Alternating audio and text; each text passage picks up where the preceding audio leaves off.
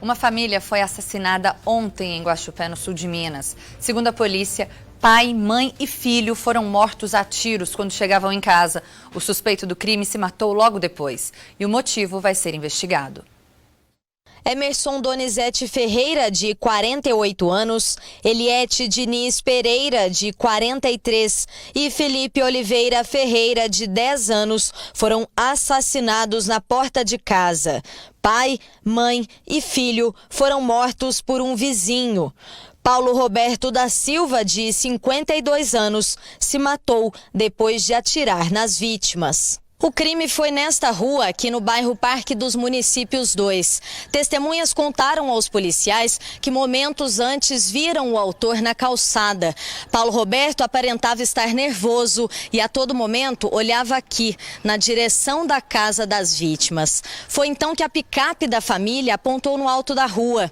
Ele não pensou duas vezes e começou a atirar contra o veículo. Segundo a polícia militar, Emerson era quem dirigia a picape. Ele morreu no local. Já Felipe e Eliete chegaram a ser socorridos pelos policiais, mas morreram no hospital.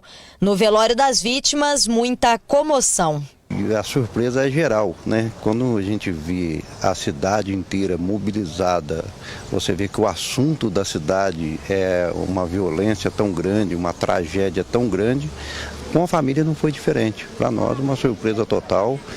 Haja visto que a Eliete poderia não ser uma roseira, mas era todas as rosas de uma roseira, tão doce que era. Emerson era eletricista. Eliete trabalhava como secretária num consultório médico. O tio dela contou ainda que os três eram muito queridos na cidade e que Felipe não era filho biológico da sobrinha, mas foi criado por ela. O Felipe é filho do Emerson, né?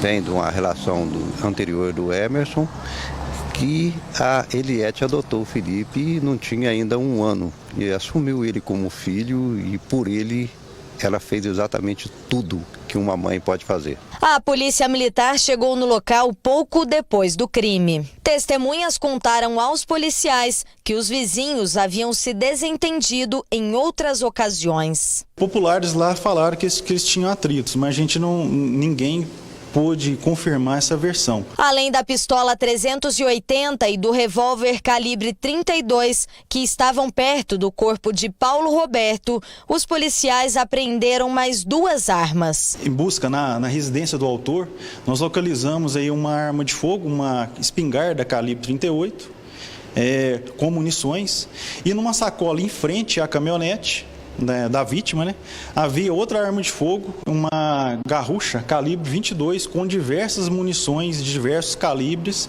dentro dessa sacola. A PM encontrou uma sacola com R$ 3.800 em dinheiro dentro do veículo das vítimas. Foram encontradas no porta-luva do veículo uma quantia de R$ 3.800, né, mas não tem essa relação com o crime. No velório de Paulo Roberto, nenhum familiar quis dar entrevista. Ele era autônomo e trabalhava como lenhador. Paulo Roberto não tinha passagens pela polícia. As vítimas, Emerson e Eliete, também não tinham ficha criminal. Segundo a Polícia Civil, um inquérito foi instaurado para apurar o motivo do crime e as circunstâncias das mortes. A parte de polícia investigativa encontra-se em curso também, além da formalização juntada dessas peças, dessas provas periciais, laudo médico legal, do exame das vítimas e também do autor, que todos, né, restaram sem vidas ainda no local, vão ser juntados aos autos do inquérito e nós vamos buscar agora maiores elementos de informação em relação à real motivação do fato. A Prefeitura de Guaxupé decretou luto oficial de 3 dias na cidade. A Escola Municipal Elias José, onde Felipe estudava, suspendeu as aulas nessa sexta-feira. Pessoas idôneas, né? Trabalhadores aqui na cidade e sem registro de ocorrência. Eu, particularmente, entendo que é um ato psicótico que vinha crescendo na pessoa do agressor. Haja visto que os fatos apontam para isso, né? As condições com que ele se apresentou, o ato que ele cometeu, o que foi achado na casa dele, tudo mostra que ele estava premeditado. Eu não tenho dúvida que a Eliette, o Emerson, o Felipe foram a bola da vez. Foi ocasional, passou. O ato psicótico dele poderia ter acontecido com qualquer outro cidadão da cidade.